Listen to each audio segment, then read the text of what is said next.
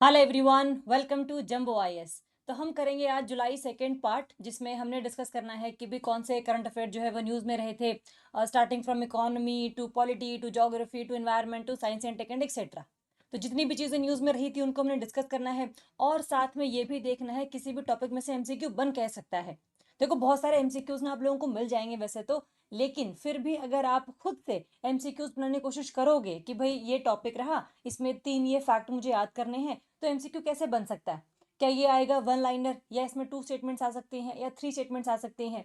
तो कहने का मतलब ये है कि जब तक आप खुद से अपने दिमाग से एमसीक्यूज बनाना शुरू नहीं करोगे, तब तक चाहे कितने भी आप एमसीक्यूज कर लो, वो सफिशिएंट नहीं रहने वाले। तो कोशिश हमें यही करनी है कि मैक्सिमम एमसीक्यूज हम लोग खुद अपने दिमाग में डेवलप कर सकें कि बन क्या सकता है क्वेश्चन। और अगर ये एक बार हम लोगों को आर्ट आ गई ना, तो पेपर में क्वेश्चन किस किस तरीके से पूछा गया है, क्यों पूछा गया है, एग्जामिनर की क्या सोच थी इस क्वेश्चन को बनाने के पीछे, तो अगर वो हम लोगों ने पकड़ ली तो फिर हमारा जो क्वेश्चन है वो गलत नहीं होगा, चाहे उसमें हमें चीज़ें पता ही क्यों ना हो।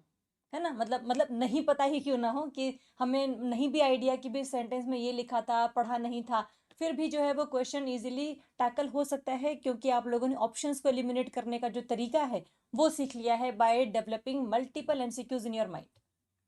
ठीक है, तो बस इसी चीज़ के साथ हम शुरू करेंगे the second part of July 2025। First है हमारा काजीरंगा नेशनल पार्क। ये न्यूज़ में था क्योंकि ये रिसेंटली थर्ड टाइगर रिजर्व बना है जिसकी मैक्सिमम डेंसिटी है टाइगर्स के केस में। टाइगर डेंसिटी का मतलब होता है कि भाई कितने टाइगर्स हैं हर 100 स्क्वायर किलोमीटर पे। क्या 4 हैं, क्या 10 हैं, या फिर 19 है, या 28 है, कितने हैं? तो सबसे पहले जो टाइगर डेंसिटी हाईएस्ट है पूरे इंडिया में, दैट इज बेसिकली इन बांदीपुर, जो है कर्नाटका में। ठीक है, इसके अलावा नेक्स्ट पर आता है फिर कॉर्बेट, जो उत्तराखंड में है। इन दोनों की 19.83 19.56 ऐसी टाइगर डेंसिटी है, मतलब हर 100 किलोमीटर स्क्वायर वाले एरिया में आपको इतने टाइगर्स जो है वो मिल जाएंगे। डेंसिटी का मतलब होता है पर स्क्वायर किलोमीटर या फिर 100 स्क्वायर किलोमीटर। और अगर हम थर्ड बात करें तो वो काजीरंगा आसाम में है, जिसकी 18.65 के आसपास जो है वो रही है। और ये रिपोर्ट किसने पब्लिश करी है? By chief minister of Assam on global tiger day. Global tiger day हम मनाते हैं 29 जुलाई को। और ये पहला साल नहीं जब हम लोगों ने टाइगर डे मनाया है, हम बहुत पहले से मनाते हुए आ रहे हैं, ऐसी बात नहीं है। तो अगर हम ग्लोबल टाइगर डे की बात करें तो ये 29 जुलाई को मनाया जाता है to raise awareness about tiger species, क्योंकि ये बहुत ही कीस्टोन स्पीशी है, ये एक अम्ब्रेला स्पीशी है। और अगर ये स्पीशी खत्म हो जाती है इकोसिस्टम में से, तो जो बाकी अपना पूरा इकोसिस्टम है वो काफ़ी ज़्यादा डिसरप्ट हो जाएगा। कार्निवोर्स खत्म हो जाते हैं तो हर्बीवोर्स ज़्यादा होते हैं। हर्बीवोर्स ज़्यादा होंगे तो ग्रासेस की क्वांटिटी कम हो जाएगी, बिकॉज वो ज़्यादा खा जाएंगे ग्रास को, क्योंकि उनकी क्वांटिटी ज़्यादा है। तो जब एकदम से सडन चेंज आएगा कि ग्रासेस बहुत सारे कम हो गए हैं, तो अल्टीमेटली क्या होगा? There will be food scarcity for herbivores. तो इसीलिए हम लोगों ने टाइगर्स को बचाना है, क्योंकि इकोसिस्टम की स्टेबिलिटी इन सब चीज़ों के हाथ में ही है। 2010 से हम लोग इसको मनाते आ रहे हैं। 2010 में एक समिट हुई थी, इसका नाम था Saint Petersburg declaration summit.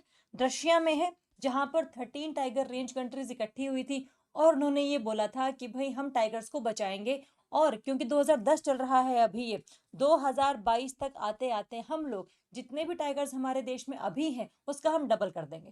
So that was your T into 2 initiative, जो कि समिट में लॉन्च हुआ था by doubling the wild population of tiger by 2022। India में उस टाइम पर थे 1411 नंबर ऑफ टाइगर्स, और अब है इंडिया के पास 2026 में अगर हमें, तो इट इज 3682। ठीक है, तो ये बहुत इंपॉर्टेंट है। तो इंडिया के ये वाले जो नंबर्स हैं ये हमें जानने हैं, तो हम लोगों ने ऑलरेडी अपना जो टारगेट है वो अचीव कर लिया है। तो India Saint Petersburg declaration summit में जो चीज़ें बोलकर आया था उसको इसने बढ़िया तरीके से अचीव कर लिया है। ठीक है, अब क्वेश्चन ये आता है कि भाई 2010 में ही टाइगर डे शुरू हुआ मनाना हमारी तरफ से, और 13 टाइगर रेंज कंट्रीज कौन कौन सी हैं? अब देखो, टाइगर जो है वो एक जगह दूसरी जगह पे जाता ही रहता है, तो खास करके आपकी नेबरिंग कंट्रीज होंगी इंडिया के विद रिस्पेक्ट, ताकि जो मूवमेंट ऑफ टाइगर है वो इंश्योर हो सके, सेम क्लाइमेटिक कंडीशंस हों। तो अगर हम इंडिया के अलावा बात करें कि भाई कहाँ कहाँ पर टाइगर्स और मिलते हैं, तो इंडिया हो गया आपका, इंडिया के ऊपर नेपाल भूटान हो गए 3, और नेपाल भूटान के ऊपर हो गया आपका चाइना, चाइना के ऊपर हो गया आपका रशिया। ठीक है, तो एक तो ये सारी चीज़ें, इसके अलावा फिर हम नीचे की तरफ आते हैं, बांग्लादेश है इंडिया के साथ में लगता हुआ, यहाँ मिलता है। म्यांमार है इंडिया के साथ लगता हुआ, इसके अलावा Vietnam, Thailand, Laos, Cambodia, Malaysia and Indonesia. तो ये 13 टाइगर रेंज कंट्रीज हैं जो अपने को पता होनी चाहिए। एग्जाम में क्वेश्चन इसके ऊपर भी आता है, दैट ये कंट्रीज दी हुई हैं आपको, बताओ इनमें से कौन सी टाइगर रेंज कंट्री है या नहीं है। ठीक है, तो बस थोड़ा सा ध्यान रखेंगे इस चीज का। ये 13 कंट्रीज ध्यान रखनी है। सेंट पीटर्सबर्ग डिक्लेरेशन समिट कहाँ हुई थी, किसके रिगार्डिंग थी, कौन सा इनिशिएटिव हम लोगों ने शुरू किया था उस टाइम पर, और क्या हमने वो अचीव कर लिया है, that should be taken care of. Okay, चलिए। बिट्रा आइलैंड, बिट्रा कह लो, बित्रा कह लो, बत्रा मत कहना बस।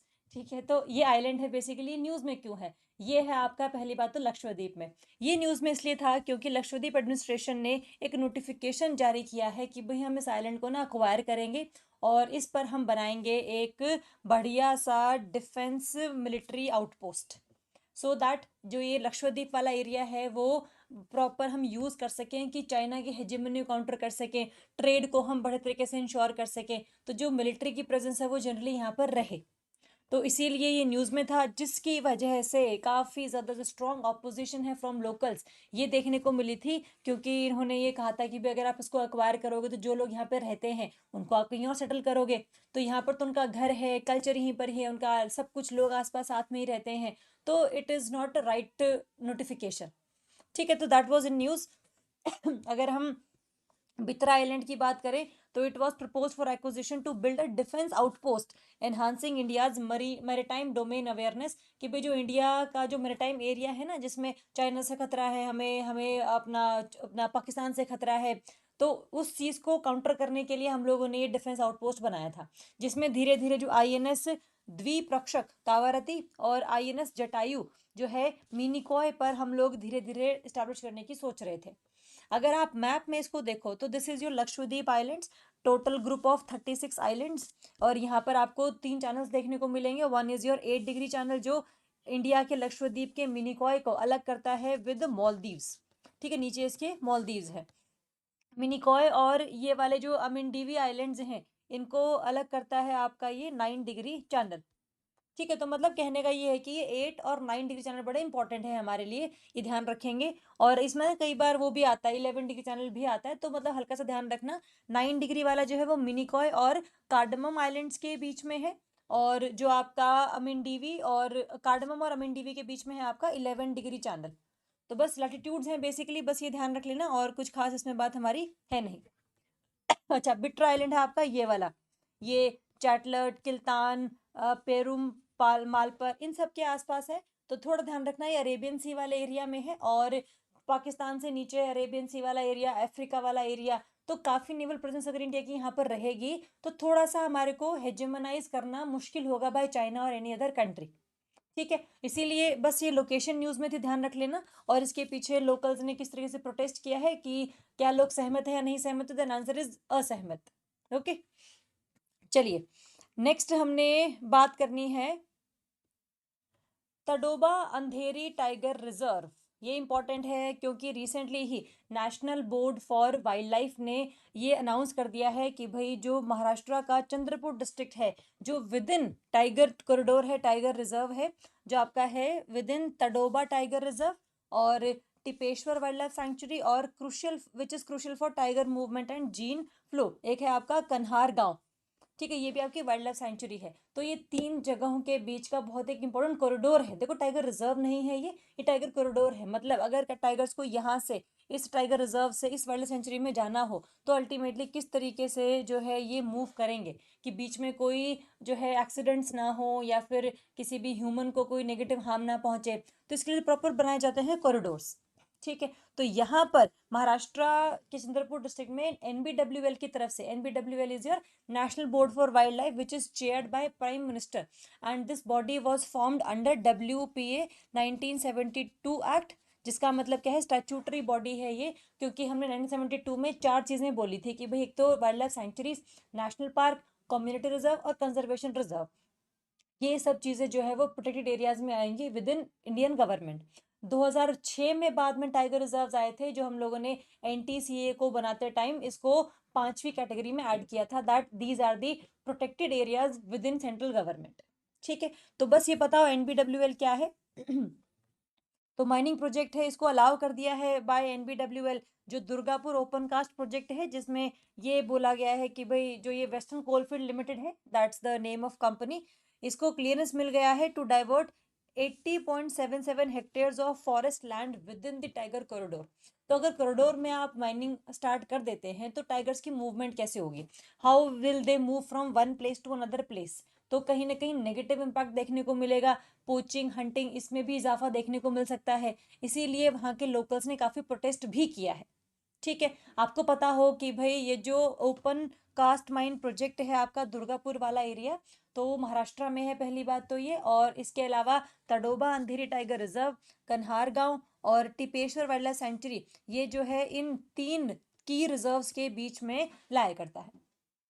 ठीक है, बस ये ध्यान रखिएगा, इंपॉर्टेंट है। ये आपका पूरा मैप है महाराष्ट्र के नेशनल पार्क्स का, जिसमें तडोबा, नवेगांव, पेंच नेशनल पार्क है आपका, कुछ मध्य प्रदेश में है, कुछ महाराष्ट्र में है। Next is your Sanjay Gandhi national park, Chandoli national park. तो कई बार क्वेश्चन जो है वो जो न्यूज में टाइगर रिजर्व था या वाइल्ड लाइफ सेंचुरी थी उससे नहीं आता है, उसके साथ वाले एरिया से आ जाता है। तो जब भी कोई वाइल्ड लाइफ सेंचुरी पढ़ो, नेशनल पार्क पढ़ो किसी भी स्टेट में, तो उसके और आसपास कौन कौन सी चीजें हैं, नेशनल पार्क या सैंक्चुरीज हैं, वो भी आप लोगों ने याद करनी है। Okay, so that's why it is in news. Next है आपका बुल्गारिया एंट्री इन यूरोजोन। ये बहुत इंपॉर्टेंट है। यूरोजोन वो एक एरिया है जिसमें वो कंट्री शामिल है जिनकी सेम करेंसी है, दैट्स यूरो। ठीक है, जैसे अलग अलग कंट्रीज की अलग अलग करेंसी नहीं है, सारी यूरो करेंसी को ही फॉलो करती हैं। ये न्यूज़ में इसलिए था क्योंकि बुल्गारिया को हम लोगों ने 21st मेंबर के तौर पर अभी इंक्लूड किया है। 20th member was Croatia. तो ये दोनों ही कंट्री बहुत इंपॉर्टेंट है क्योंकि इनके ऊपर क्वेश्चन आएगा। 20th वॉज क्रोएशिया, क्रोएशिया देखो यहाँ पर है, और ये रहा क्रोएशिया, और देन बुल्गारिया, बुल्गारिया आपका यहाँ पर है। तो दोनों कंट्रीज इंपॉर्टेंट है। और ये मॉनेटरी यूनियन है of European union countries that use euro as their official currency. 1999 में इसको बनाया गया था, जब हमने वर्चुअल ट्रांजैक्शन शुरू कर दी थी इन सारी कंट्रीज ने। लेकिन 2002 तक आते आते सारे यूरो नोट्स, कॉइन्स, ये सब भी सेम कर दिए थे फॉर एवरी कंट्री। ठीक है, तो टोटल 21 है। गवर्न कौन करता है इस पूरी करेंसीज वगैरह को? European central bank. ठीक है, यूरो ग्रुप हो गया, नेशनल सेंट्रल बैंक हो गए, तो वो सब मिलकर जो है इस सारी चीज़ों को एक्टिवेट करते हैं। ठीक है, क्वेश्चन अब ये आता है कि इसके अलावा और कौन कौन सी कंट्रीज हैं आपके मैप में दी हुई हैं। मैप में ना क्रोएशिया मार्क कर लेना, बुल्गारिया मार्क कर लेना, बाकी सारी दी हुई है that these are the euro zone countries. क्योंकि मैप थोड़ा सा पुराना था ये, बस आपने याद करना है। क्रोएशिया बुल्गारिया तो नए वाली हैं। इसके अलावा फिनलैंड हो गया आपका। ठीक है, फिनलैंड है, नॉर्वे स्वीडन नहीं है, ये ध्यान रखेंगे। Estonia, Latvia, Lithuania, then we have Germany, then we have Netherlands, Belgium, Luxembourg, France, Ireland, Spain, Portugal, Italy, Greece, Slovakia, Austria. ये सारी कंट्रीज हैं जिनके पास यूरो एज अ करेंसी है। ठीक है, टोटल 21 है, नई कौन सी ऐड हुई थी, इसके अलावा और कौन कौन सी हैं, ये आप लोगों ने ध्यान रखना है क्योंकि इसके ऊपर क्वेश्चन बन सकता है, क्योंकि ये बहुत ही इंपॉर्टेंट करंट अफेयर है। ठीक है, हम सारे इंपॉर्टेंट ही करते हैं लेकिन फिर भी इंपॉर्टेंट में से कुछ और इंपॉर्टेंट होते हैं, तो वो उनमें से आता है। ठीक है, चलिए, next will be Russia officially recognise the Taliban. Russia पहली ऐसी कंट्री बन चुका है जिसने तालिबान को रिकॉग्नाइज कर लिया है कि भाई तालिबान अगर अफगानिस्तान को रूल कर रहा है तो ये उसका हक है, and this is the legitimate government. तो हम सारे एम्बेसडर्स वगैरह भेजेंगे और जो रिलेशनशिप है वो इस्टेब्लिश करेंगे। तो Russia became the first country to do so formally since regimes 2021 take over. 2021 में ना उससे पहले जो यूएसए की फोर्सेस थी वो यहाँ पर प्रेजेंट थी, तो इनके हिसाब से ही जो गवर्नमेंट वगैरह चलती थी। बट 2021 में जब यूएसए की फोर्सेस वापस चली गई यूएसए में, बिकॉज ट्रम्प की वजह से सारा सारा सब कुछ हो गया था उस टाइम पे, तो उस टाइम पे ये तालिबान ने दोबारा कंट्रोल टेक ओवर कर लिया कि भाई अब कोई रोकने वाला तो है नहीं, तो गवर्नमेंट को हटा के खुद गद्दी पर बैठ गए। तो तब से तालिबान जो है वो रूल कर रहा है। और तालिबान सबको पता है किस तरीके से बहुत ही अगेंस्ट है विमेन राइट्स के, एजुकेशन के, या फ्रीडम के, किसी भी चीज़ के, और बहुत ही टेररिस्ट ग्रुप है ये। तो इंडिया ने भी इसको पहले रिकोगनाइज किया हुआ था that it was a terrorist group. USA ने भी रिकोगनाइज किया हुआ है। रशिया ने इसको फॉर्मली हटा दिया है अपनी दैट लिस्ट ऑफ टेररिज्म से, इसीलिए it became the first country to do so. ठीक है, बस ये ध्यान रखेंगे, ये इंपॉर्टेंट है। Next is medium altitude long endurance drones, MALE drones भी आप इनको बोलते हैं।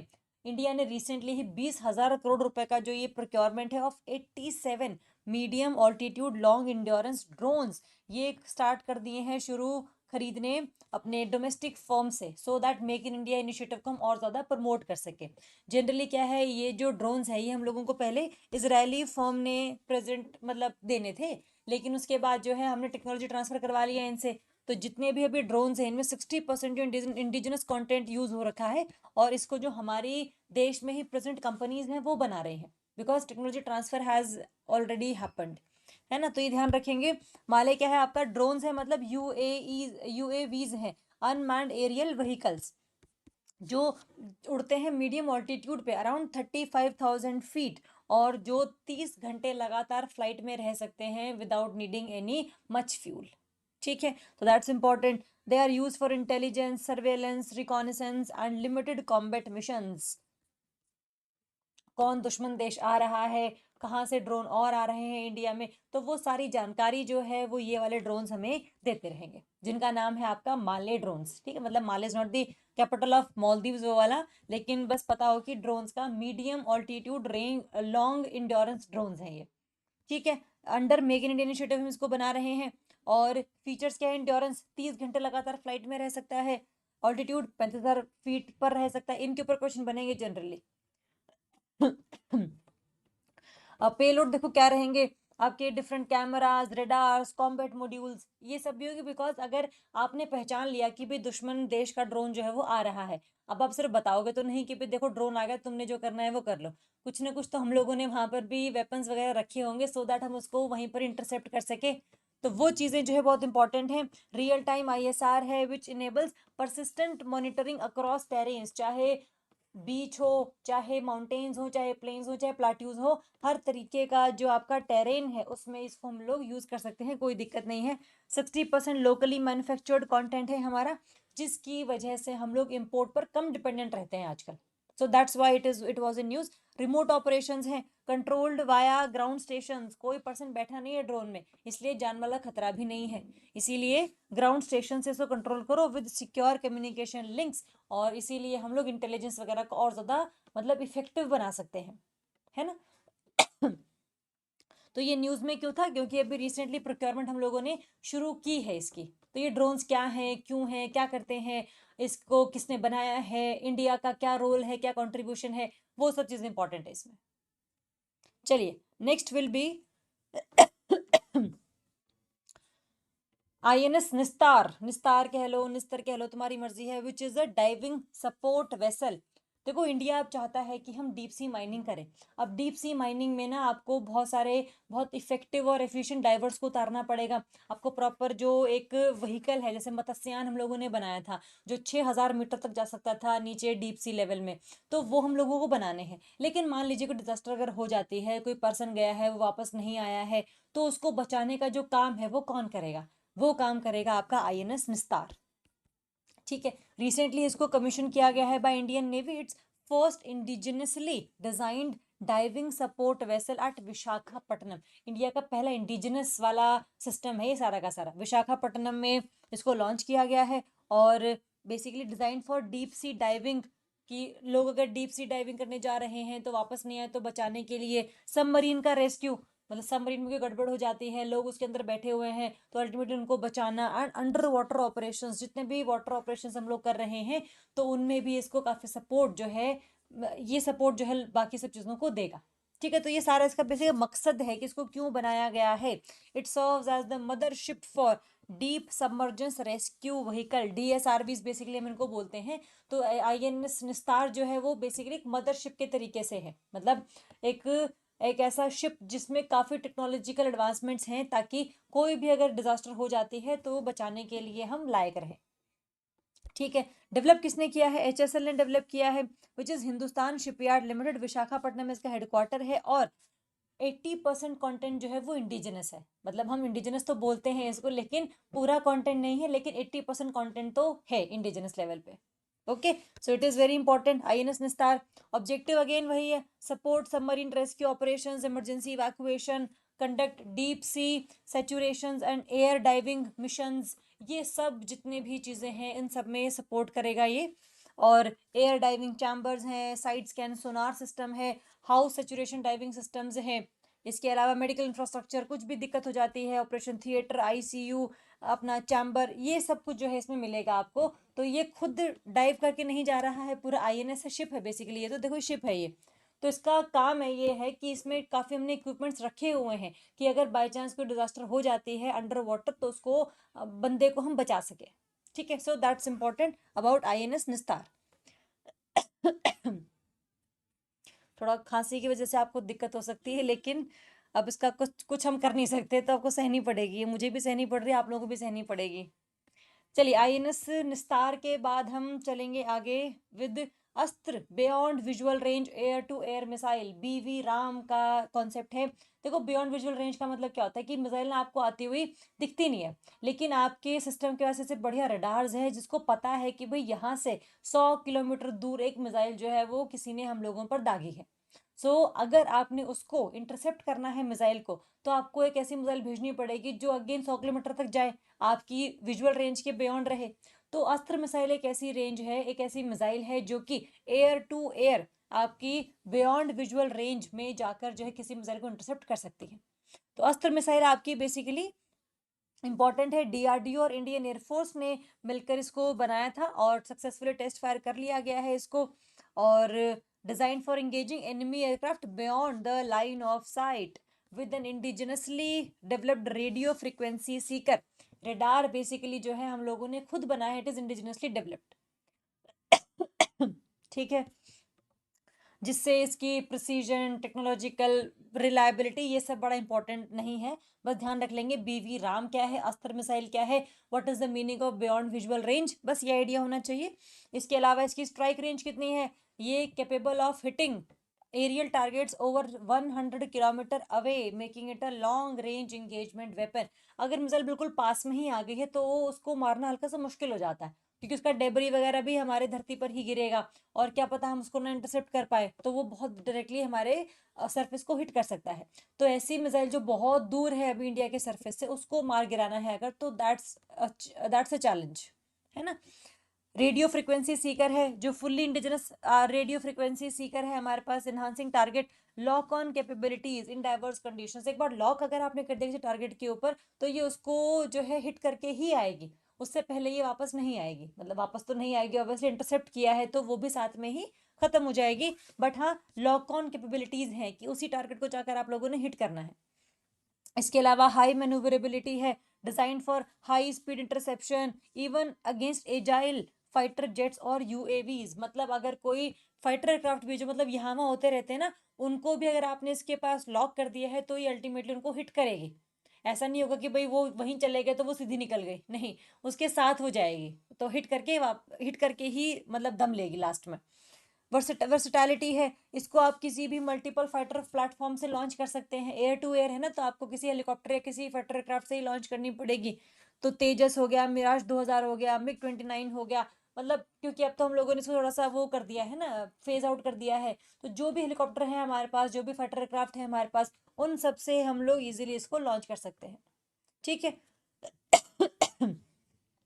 तो ये सारे फीचर्स हैं आपके अस्त्र मिसाइल के। क्यों न्यूज में थी, क्या सिस्टम था, ये सब पता होना चाहिए बस। चलिए, नेक्स्ट वी हैव कारगिल विजय दिवस। 26 जुलाई को हम लोग मनाते हैं अपना विजय कारगिल दिवस, और 2025 में इसको 26 साल ही हो गए थे, तो 26 साल 26 जुलाई तो कारगिल दिवस है। और इस टाइम पर बेसिकली 1999 में कारगिल वॉर में हम लोगों ने जीत हासिल करी थी। पाकिस्तान ने जो है चोरी छुपे हमारी टेरिटरी में एंटर किया था, काफ़ी सारी हिल्स थी कारगिल वाले एरिया में जिसको कैप्चर कर लिया गया था, जिसके खिलाफ इंडिया की तरफ से ऑपरेशन विजय लॉन्च किया गया था इन मे 1999, जो कि एक काउंटर ऑफेंसिव था ताकि हम दोबारा अपनी पहाड़ियों को वापस ले सके।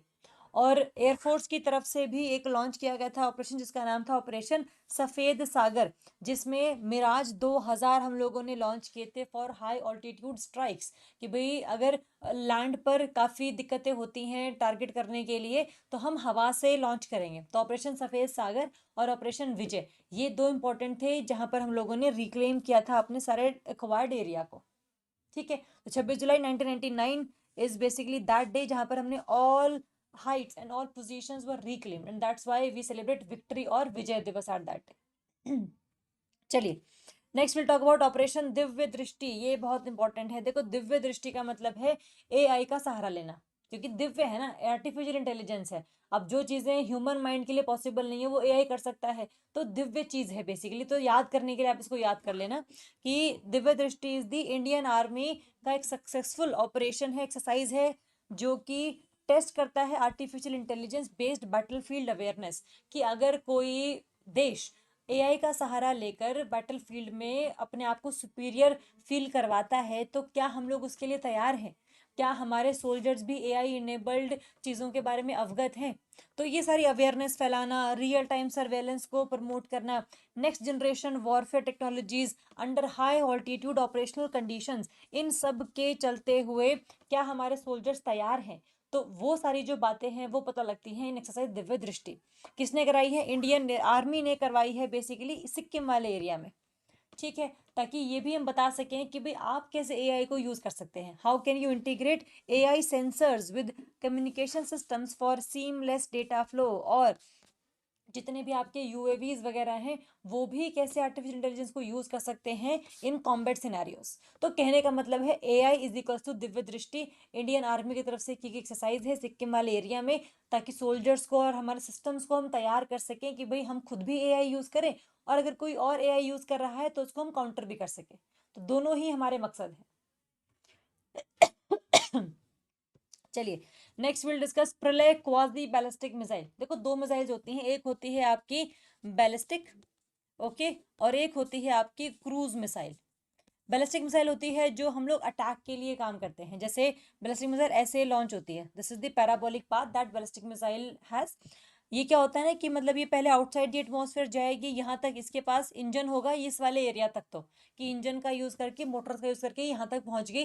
फिर without any engine, without any motor, under the effect of gravity ये गिरती है नीचे की तरफ। तो इसीलिए हम नहीं कहते कि बहुत प्रिसाइज है, क्योंकि under the effect of gravity आ रही है, यहाँ भी गिर सकती है, यहाँ भी गिर सकती है, तो प्रिसाइज नहीं है बहुत ज्यादा। ये बहुत बड़े एरिया को जो है काफी ज्यादा अटैक करने के लिए काम आते हैं। इसका प्रिसीजन कम है, लेकिन इसका जो एरिया है वो काफी ज्यादा वाइडर है। इसे हम कहते हैं ballistic missile specially launched during attack. Cruise missile होती हैं जो होती हैं डिफेंस के लिए। मान लो कोई मिसाइल हमारे पास आ रही है, तो क्रूज मिसाइल क्या है कि भाई यहाँ से लॉन्च करी, अभी ऐसे जाएगी, इसके पास इंजन होता है, इसके पास फ्यूल होता है कि भाई फ्यूल से ही मैं चलूंगी, और कोई under the effect of gravity वाला काम नहीं हो रहा। तो इस मिसाइल की खास बात ये होती है कि भाई ये आने वाली मिसाइल को इंटरसेप्ट करके ही दम लेती है। ठीक है, कुछ ऐसी होती हैं जो क्वाजी बैलिस्टिक होती हैं, मतलब ये under the effect of gravity भी काम करती हैं, इनका लॉन्ग रेंज भी होती है। जैसे बैलिस्टिक की always will have long range, मतलब 700 किलोमीटर, 5000 किलोमीटर। क्रूज की होती है 30 किलोमीटर, 290 किलोमीटर, 300 किलोमीटर, इतनी ही बेसिकली इसकी रेंज होती है। जैसे ब्रह्मोस भी क्रूज मिसाइल है, तो उसकी 290 किलोमीटर तक रेंज है हमारी, उसको हम बढ़ा रहे हैं, 600 कर रहे हैं, बट अभी तक ये 290 किलोमीटर ही है हमारे पास, है ना। तो क्वाजी बैलिस्टिक का मतलब होता है जो थोड़ा बहुत बैलिस्टिक का सिस्टम भी अपनाए, और क्रूज वाला जो है प्रिसाइज इफेक्ट करने वाला भी उसके पास फीचर हो। ठीक है, तो प्रलय मिसाइल है हमारे पास ऐसी, जो डीआरडीओ ने लॉन्च करी है। इसकी back to back flight test हुए हैं जो सक्सेसफुल रहे हैं near APJ Abdul Kalam island Orissa में। पहले इसका नाम था व्हीलर आइलैंड, है ना, तो अब जो है इसका नाम चेंज कर दिया गया है बाय डॉक्टर एपीजे अब्दुल कलाम। और ये सरफेस टू सरफेस है, यहाँ से लेकर सरफेस पर ही जाएगी। सॉलिड फ्यूल्ड है, क्वाजी बैलिस्टिक मिसाइल है, developed for conventional precision strikes, मतलब कि प्रिसीजन बेसिकली है इसके पास, तो जो क्रूज के पास होती है। बैलिस्टिक के पास ज्यादा प्रिसीजन नहीं होती है, लेकिन प्रलय मिसाइल हम लोगों ने ऐसी बनाई है जिसमें हम लोगों ने बहुत ही प्रिसाइजली किसी भी टारगेट को हम लोगों ने इम्पैक्ट करना है। इसके अलावा it has state of the art guidance and navigation for pin point accuracy. सबसे बड़ी खास बात जो क्रूज की थी वो बैलिस्टिक में आ गई, that's why quasi ballistic. It is designed and developed by research centre इमारत, जो है हैदराबाद में इसका हेडक्वार्टर है। डीआरडीएल के साथ मिलकर, मतलब डीआरडीओ के ना डिफरेंट लैब्स हैं अलग अलग एरियाज में, तो चाहे defence research and development laboratory हो DRDL, advanced system laboratory ASL हो, या अदर लैब्स हो, इन सब ने मिलकर बनाया है। तो एग्जाम में क्वेश्चन अगर आता है कि भाई आपका रिसर्च सेंटर इमारत हैदराबाद प्लस डीआरडीओ ने मिलकर बनाया है प्रलय मिसाइल को, देन आंसर इज यस। ठीक है, तो ध्यान रख लेना, बस यही इंपॉर्टेंट है। और ये क्वाजी बैलिस्टिक है ना, बैलिस्टिक है ना, क्रूज है ओनली क्वाजी बैलिस्टिक। इसके अलावा इसके फीचर, 500 किलोमीटर तक की इसकी रेंज है, है ना, मतलब थोड़ी बैलिस्टिक है, बहुत रेंज तो नहीं है, बट क्रूज की जो एक एक्यूरेसी वाला सिस्टम था वो भी इसके पास आ गया, और जो एक थोड़ा रेंज कम होने का था वो भी इसके पास आ गया। इसके अलावा पेलोड 1000 kg का जो पेलोड है वो कैरी करके लेकर जा सकती है, जो मतलब अकेले अकेले भी, और मतलब कस्टर फॉर्म में भी इसको अगर आप देंगे पेलोड तो वो ले जाएगी, कोई दिक्कत नहीं है।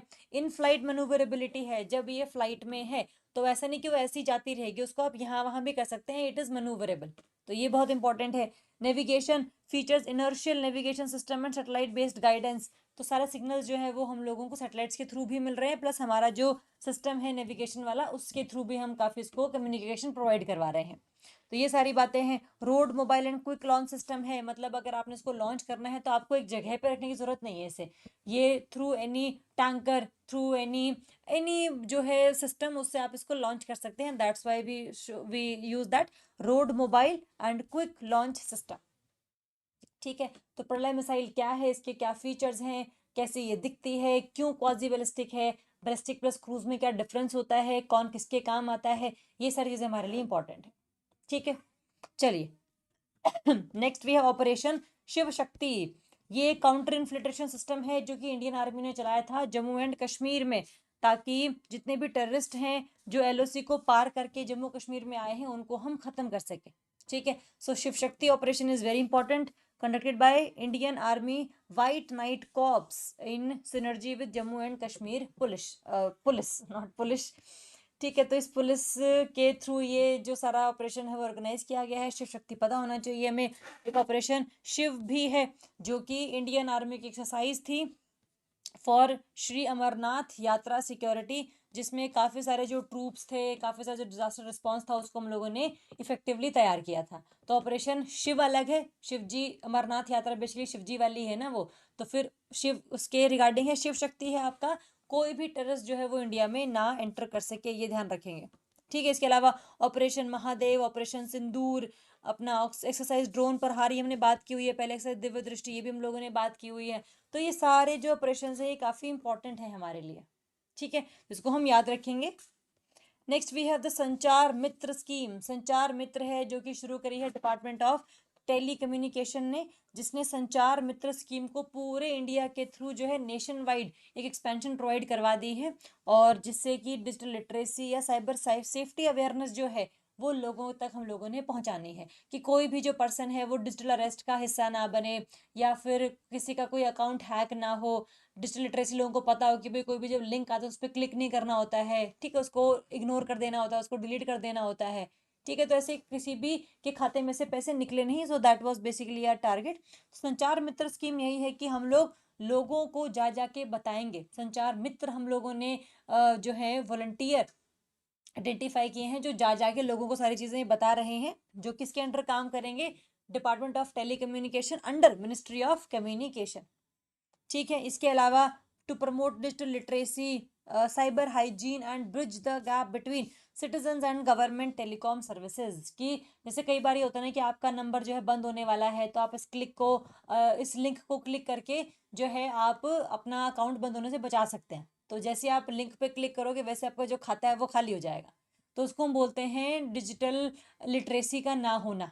तो ये सारी बातें जो हम बतानी है किसने, संचार मित्रों ने बनानी है। ठीक है, तो ये जो है यूथ रहेंगे, बेसिकली वॉलंटियर रहेंगे जो खुद ही संचार मित्र बनने की जो है होड़ में लगे हुए हैं, और ये लोगों तक अवेयरनेस क्रिएट करवाएंगे। तो that was basically the scheme. चलिए नेक्स्ट है सी फ्लड ऐप, ये इंपॉर्टेंट है। सी फ्लड है जो आपका मिनिस्ट्री ऑफ जल शक्ति ने अभी रिसेंटली इनॉग्रेट किया है, जो कि इंडिया का पहला unified web based flood inundation forecasting platform है। देखो जनरली क्या होता है ना कि जब फ्लड आने वाली होती है तब हम ना बेसिकली बारिश को करते हैं प्रोडिक्ट कि बारिश बहुत हो सकती है, उससे हम डायरेक्टली पता लगाते हैं कि बारिश अगर ज़्यादा होगी तो फ्लड भी आ सकती है। लेकिन फ्लड कितने एरिया में आएगी, कितना रेनफॉल होगा, कौन कौन से एरिया ज़्यादा इम्पैक्ट हो सकते हैं बिकॉज ऑफ दिस फ्लड, ये सारी बातें जो है फोरकास्टिंग सिस्टम के थ्रू हमें पता नहीं लगती। इसके लिए लेकर आया गया है सी फ्लड ऐप, जो कि एक वेब बेस्ड प्लेटफॉर्म है, जो ये बताएगा कि भाई किस तरीके से आपके एरिया में फ्लड आ सकती है। आपको 2 दिन पहले ही बता दिया जाएगा कि फ्लड आने वाली है, अपनी अपनी सुरक्षित जगहों पर चले जाइए। ठीक है, which provides 2-day advance inundation forecast through flood maps and water level predictions. Organise, ठीक है, हम लोगों ने किया है ये, इनॉग्रेट किया है मिनिस्ट्री ऑफ जल शक्ति ने, लेकिन बनाया किसने है? बनाया है सीडैक ने, centre for development of advanced computing Pune, central water commission and again ministry of Jal Shakti, MeitY and DST, department of science and technology. ये सारे जो मिनिस्ट्रीज प्लस डिपार्टमेंट्स है सारे इसमें इन्वॉल्व है। मतलब ऐसा नहीं कि सिर्फ आईएमडी ने ये बना दिया है, क्योंकि फ्लड साइक्लोन वगैरह जो है वो इसकी जिम्मेदारी होती है ना बताना, फोरकास्टिंग वगैरह की, तो आईएमडी नहीं है इसमें। इसमें आपके काफ़ी सारी जो मिनिस्ट्रीज प्लस अदर ऑर्गेनाइजेशन है वो इन्वॉल्व हैं। ठीक है, इसमें अलग क्या कर रहे हैं हम लोग? 2-day forecast at village level की हम बात कर रहे हैं। पहले हम बोलते थे कि भाई ये जो डिस्ट्रिक्ट है इसमें फ्लड आ सकती है। अब डिस्ट्रिक्ट में कौन से गांव में आएगी, कौन से गांव के किस एरिया में आएगी, वो किसी को नहीं पता होता था। अब जो है वो गांव के लेवल का जो एरिया है वो बताएगा कि भाई आपके यहाँ पर फ्लड्स आ सकती हैं, बच के रहना। हाइड्रोडायनेमिक मॉडल है जिसमें 2D सिमुलेशंस को हम लोगों ने यूज़ किया है, जिससे कि हाई कंप्यूटिंग सुपर कंप्यूटर्स को हम लोगों ने इस्तेमाल किया है। 2D का मतलब होता है कि भाई लेंथ प्लस विड्थ दोनों से हम लोगों ने पता लगाना है कि जो रिवर का पानी है वो कितना हाइट वाइज, कितना लेंथ वाइज, कितना विड्थ वाइज जो है वो चेंज हो सकता है। ठीक है, तो बस ये ध्यान रखना है, ये इंपॉर्टेंट 2D मॉडल को हम इम्प्लीमेंट कर रहे हैं। मल्टी बेसिन कवरेज है, अभी के लिए हम लोगों ने बस महानदी, गोदावरी और तापी बेसिन्स के बारे में बात करी है, बट धीरे धीरे और भी चीज़ें इंक्रीज हो जाएंगी, और भी सारी नदियाँ इसमें आ जाएंगी। इसके अलावा रियल टाइम डेटा इंटीग्रेशन है, पता होता है कि भाई जब फ्लड आने वाली है उससे पहले फोरकास्टिंग सिस्टम हमारे को बता देगा। ये नहीं कि फ्लड आने वाली है 2 घंटे पहले बता रहे हैं, नहीं, 2 दिन का एडवांस चलेगा, which is real time data integration. ठीक है, डिजास्टर पोर्टल इंटीग्रेशन है कि अगर आपको लगता है कि भाई फ्लड आने वाली है और आपका घर डूब सकता है, तो आप इस पोर्टल पर जाकर अपने आप को रजिस्टर करवा सकते हैं कि भाई हम लोग इसमें जो है फंस सकते हैं, तो जो ये पोर्टल है यहाँ पर अपनी जानकारी लिख दीजिए पूरी, तो जो एनडीआरएफ की टीमें हैं वो आपको बचाने के लिए यहाँ पर आ जाएंगी। So that's why basically it was in news C flood app. Next बात करेंगे Android earthquake alert system AEA। Normally क्या होता है कि भाई अर्थक्वेक को करना प्रेडिक्ट बहुत मुश्किल है, लेकिन अगर आपका एंड्रॉयड फ़ोन बता दे कि भाई अर्थक्वेक से निकलने वाली P वेव या S वेव आने वाली है तो कैसा रहे। तो that's basically your Android earthquake alert system. एक crowd source early warning system है जो कि एंड्रॉयड स्मार्टफोन्स में एक्सेलेरोमीटर्स को यूज़ करेगा जिससे अर्ली सिस्मिक वेव्स जो है P wave, primary wave, secondary wave, S wave, इन सब को हम कर लेंगे डिटेक्ट और बता देंगे कि भाई जो अर्थक्वेक है वो कितना तगड़ा आने वाला है। ठीक है, गूगल ने मिलकर डेवलप किया है किसके साथ? Seismology laboratory of university of California Berkeley. तो मतलब सिंपल भी अगर आप याद रखोगे, यूनिवर्सिटी ऑफ कैलिफोर्निया तब और गूगल, इन दोनों ने मिलकर सिस्टम बनाया है, जिससे क्या होगा, इसके 2 अलर्ट सिस्टम है। एक है आपका बी अवेयर कि भाई हल्का झटका लगा है तो थोड़ा सावधान हो जाइए, और है टेक एक्शन कि भाई अपनी इस जगह से निकल जाइए, किसी बढ़िया जो एक स्ट्रॉन्ग छत है उसके नीचे चले जाइए, for strong tremors with override alerts. Global coverage है, 2020 में 98 कंट्रीज जो हैं इसमें इसको रोल आउट किया गया है कि भाई स्मार्टफोन्स में आप इजीली अर्थक्वेक को अलर्ट मतलब फोरकास्टिंग हो सकती है, कोई दिक्कत नहीं है इसमें। यूजर इम्पैक्ट 79 करोड़ अलर्ट्स अभी तक इशू किए गए हैं, जिसमें बोला गया कि 79% of 1.5 lakh users found alerts highly useful, कि भाई जब जब इसने सिग्नल दिया है तब तब अर्थक्वेक आया है। ठीक है, तो बस ये ध्यान रखिएगा।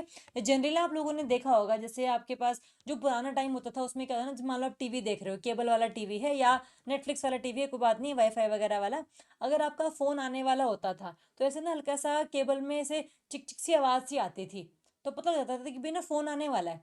मतलब हमारे घर में ऐसा होता था कि जैसे ही फ़ोन आने वाला है वैसे हल्के सी वाइब्रेशन सी करता था आवाज़ से केबल के थ्रू, कि भाई टाटा स्काई लगा हुआ था हमारे यहाँ पे, तो टाटा स्काई पता लग जाता था कि भाई फ़ोन आने वाला है।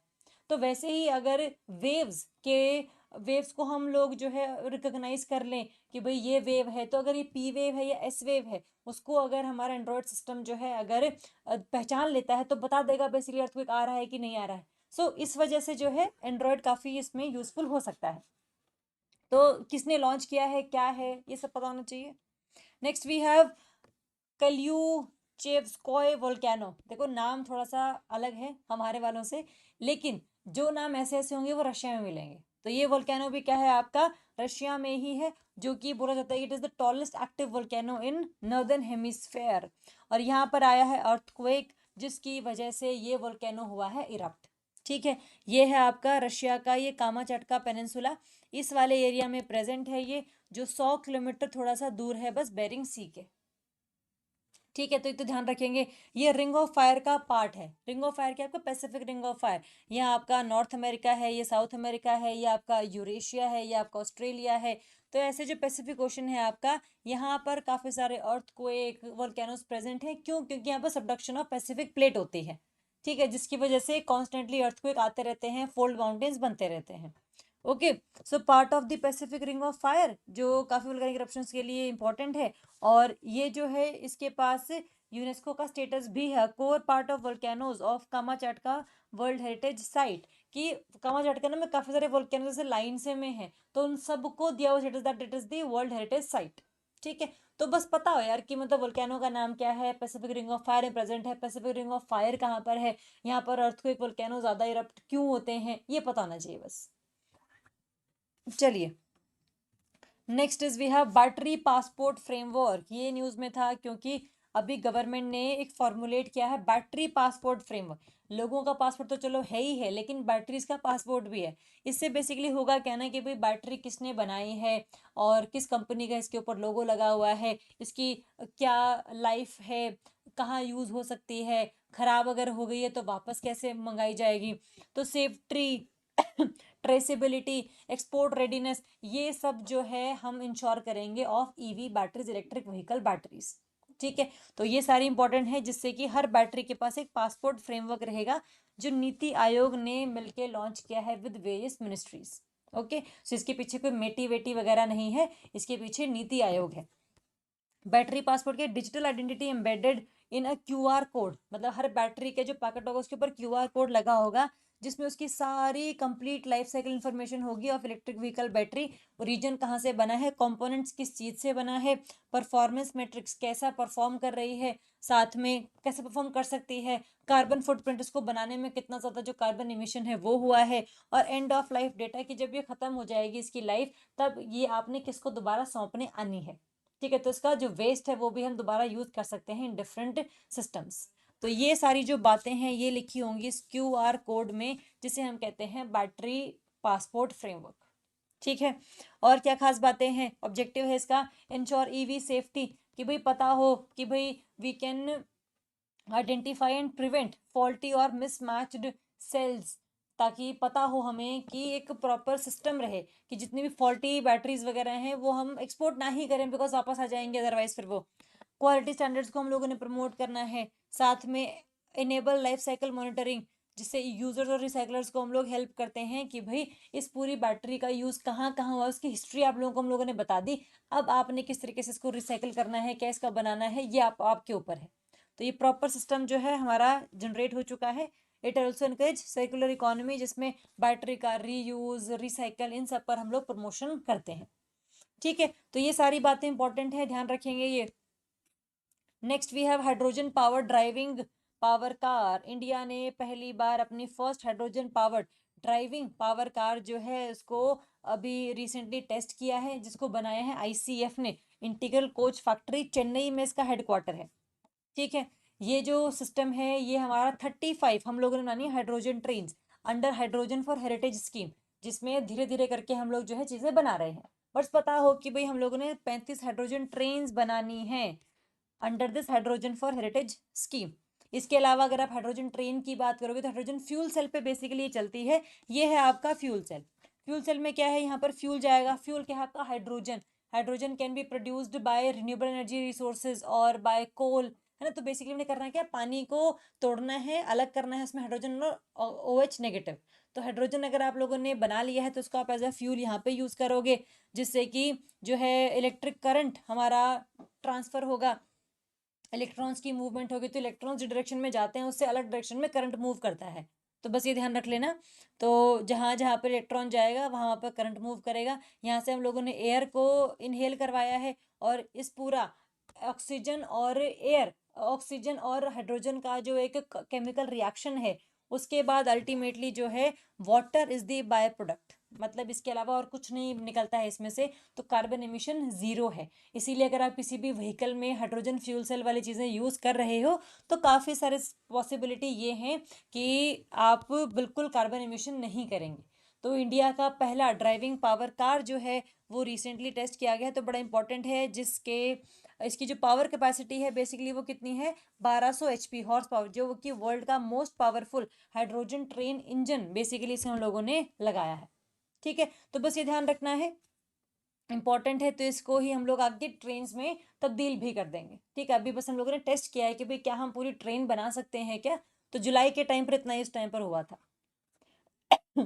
Next we have RhODIS. RhODIS is your rhino DNA index system.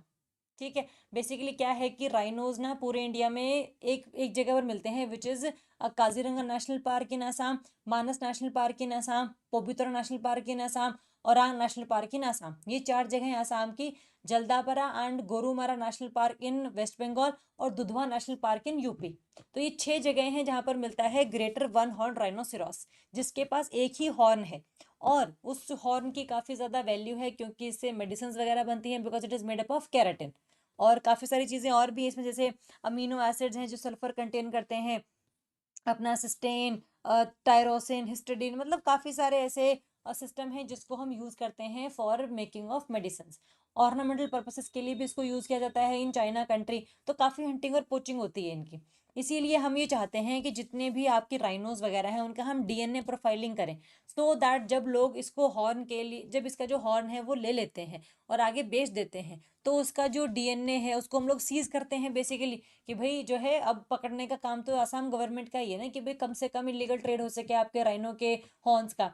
तो उसका जो DNA होगा हॉर्न का, और जो हम लोगों ने पूरा राइनोस का DNA प्रोफाइलिंग कर रखी होगी, देन वी कैन नो कि भाई ये जो हॉर्न है वो क्या इंडिया वाले जो राइनो का है उसका है या किसी और का है। तो एक सिस्टम बना रहेगा जिससे कि पता होगा हमें कि DNA के आधार पर कोई भी जो राइनो है उसको हमने नेगेटिवली हार्म नहीं किया है। ठीक है, ध्यान रखेंगे, it is a wild life forensic tool जो कि स्पेशली डिज़ाइन किया गया था for investigating wild life crime cases. ठीक है, किसने बनाया है, ये बनाया है आपका ministry of environment, forest and climate change, rhino range states आपका UP, West Bengal and Assam, plus WII wild life institute of India in Dehradun and WWF India, world wild life fund India. तो ये सारा पता हो कि भाई 2016 में हम लोगों ने इसको लॉन्च किया था, it was a collaborative initiative, और रिसेंटली काफ़ी ज़्यादा ये फेमस भी रहा है क्योंकि काफ़ी ज़्यादा जो सीजिंग ऑफ हॉर्न्स है उसको हम लोगों ने किया और हमने देखा कि भाई ये कौन से राइनो को बिलोंग करता है। ठीक है, तो बस ये ध्यान रखेंगे इसमें। इसके अलावा पूरे वर्ल्ड में 5 तरह के राइनोज होते हैं, एक है वाइट राइनो जो कि वर्ल्ड में सबसे लार्जेस्ट राइनो है, फिर है your greater one horn rhinos जो इंडिया में मिलता है सिर्फ, बाकी और कहीं नहीं मिलता है। सिर्फ ग्रेटर वन हॉर्न राइनो ही ऐसे इसका वन हॉर्न है, बाकी सभी राइनोज के दो दो हॉर्न्स है, तो मतलब ये काफ़ी इंपॉर्टेंट है इंडिया के लिए। ब्लैक राइनो है, ये भी आपका अफ्रीका में मिलता है। जावन राइनो जावन आइलैंड पर, अपने इंडोनेशिया में। Then we have Sumatran rhino Sumatra island of Indonesia पे। इसके अलावा ये आपका जो है वाइट राइनो नियर थ्रेटेंड है, मतलब काफ़ी नंबर में प्रेजेंट है अभी ये। Greater one horn rhinos vulnerable है। ये आपके ब्लैक, जावन और सुमात्रन, ये तीनों के तीनों हैं क्रिटिकली एंडेंजर्ड, मतलब अगर इनको आप लोगों ने नहीं बचाया तो ये कुछ आने वाले टाइम में ही खत्म हो जाएंगे। ठीक है, तो that's was basically your rhinos. तो बस पता हो कौन किस कैटेगरी में है IUCN की, और किसके कितने नंबर्स बेसिकली प्रेजेंट हैं। तो जावन जो है मतलब ऑलमोस्ट एक्सटिंक्ट ही हम लोग इसको मानते हैं, बट ऑफिशियली अनाउंस नहीं करते हैं। ठीक है, चलिए, इसके साथ हमारा खत्म होता है the second part of July 2025। हमने बस एक पार्ट और करना है जिसमें थोड़ा सा हम लोग और करंट अफेयर्स को डिस्कस करेंगे। तब तक आप लोगों ने इन सारे करंट अफेयर्स को रिवाइज करना है, लेक्चर्स को अच्छे से देखना है, MCQs को करना है प्रैक्टिस, और कोई भी दिक्कत अगर होती है तो हमें बताना है। ठीक है, तो कुछ भी सिस्टम रहेगा, कुछ भी इशू रहेगा तो प्लीज़ बताइएगा। Thank you so much and all the best.